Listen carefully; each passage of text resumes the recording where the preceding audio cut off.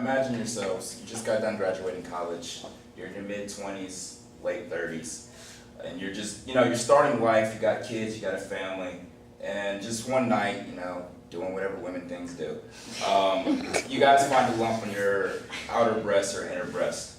So, obviously, you all know that's a possible sign of breast cancer, so you go to the doctor, and yes, your worst concern is confirmed.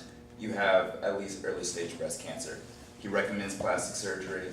Boom, there you go.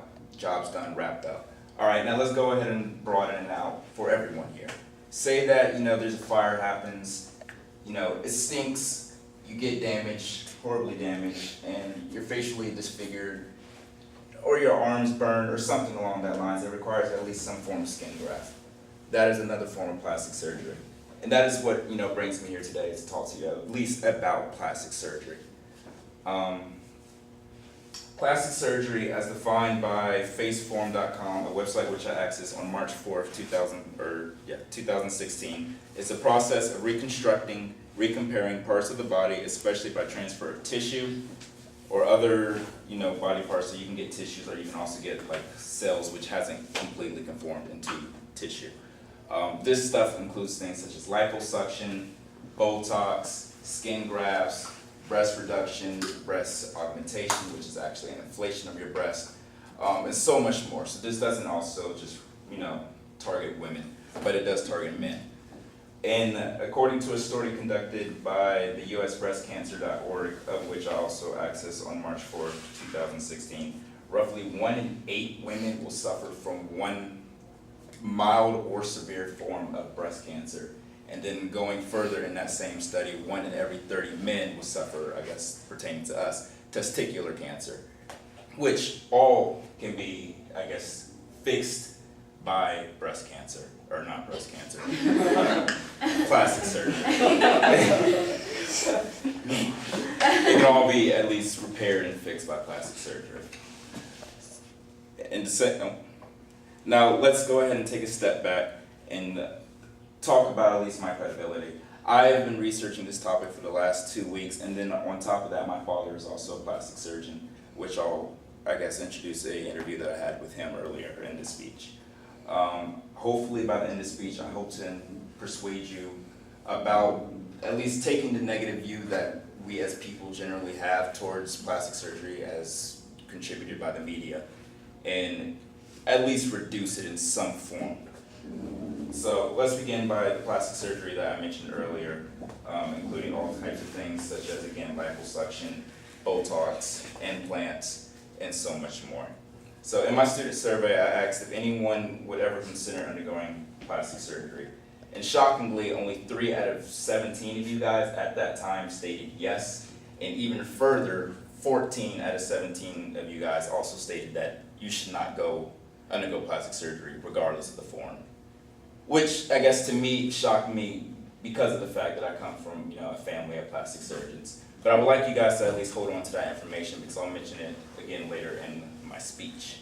So in an over-the-phone interview that I had with my father, he stated that roughly 1 in 3 people that enter his office do undergo plastic surgery, not for, oh my God, I want to get my breast larger or my butt bigger, but because they have some type of, I guess, reconstructive form that they're just not happy for. Cleft lip being one of the closest examples that I have, because my friend had one, which is done by a plastic surgeon. It's simply, your lip is not completely formed, so they either the best way to say it is they give you a completely formed lip. It's definitely a lot more difficult than that, but just to sum it up for you guys. In agreement with this, a journal article written by the American Society of Plastic Surgeons, which is, I guess, this huge website, or not website, but this huge sponsorship of just American plastic surgeons, that they all are allowed to just write a journal article, and they sponsor it all the way through, stated that most forms of cosmetic surgery is, again, actually reconstructive surgery, which is something that my father sees in a regular. Along with this, in another journal article written by ASPS, which is American Society of Plastic Surgery, roughly 16 million people undergo surgery or minimally invasive plastic surgery cosmetic procedures in the year of 2015, of which is a 2% rise from what it was in 2014. So plastic surgery and cosmetic surgery, even though you are getting some of the non-reconstructive parts, is making an increase within, the United States as a whole. So now that we have an understanding of what plastic surgery is, let's get down to the main points as to why plastic surgery should not be viewed so negatively.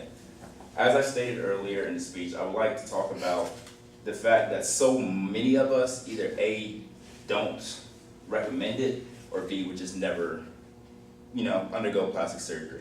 In that same student survey, I asked, on a scale of 1 to 10 to rate your guys' outward appearance, or how you guys physically feel yourself.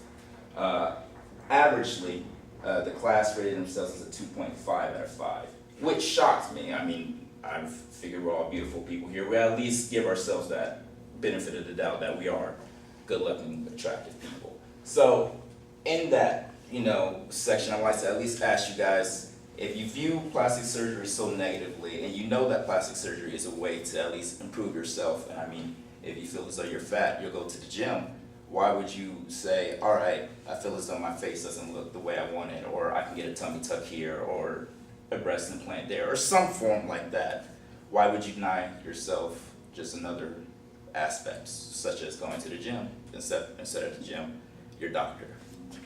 That's just something that I'd like for you guys to hold on to yourselves. In order to answer this question, or at least from what I found, to answer this question, also to alleviate this negative view that we have towards plastic surgery, in another article written by Jupes, which is, I guess you can say, the name of it is the Indian Reconstructive Plastic Surgery, which they just, renamed Jupes, or JUPAS. They state that in order to get past plastic surgery, we need to look past the shallow implications that we have towards plastic surgery. And that's just pretty much say, hey, we can't view it as such a negative thing. And that, in my opinion, is the one way and the only way to get past it. In conclusion, I believe that plastic surgery shouldn't be as negatively thought as it is, or at least the people that undergo plastic surgery shouldn't be so negatively thought. I mean, we all have our own personal reasons, and we all have our own personal views of ourselves. So why not allow ourselves to at least embrace ourselves? To close it up, I would like to say a statement by Gwen Stefani, which I believe is a makeup company for females. Love of beauty is taste. The creation of beauty is love. And I believe that like art and like love, it should be not subjected to just one person. That's it.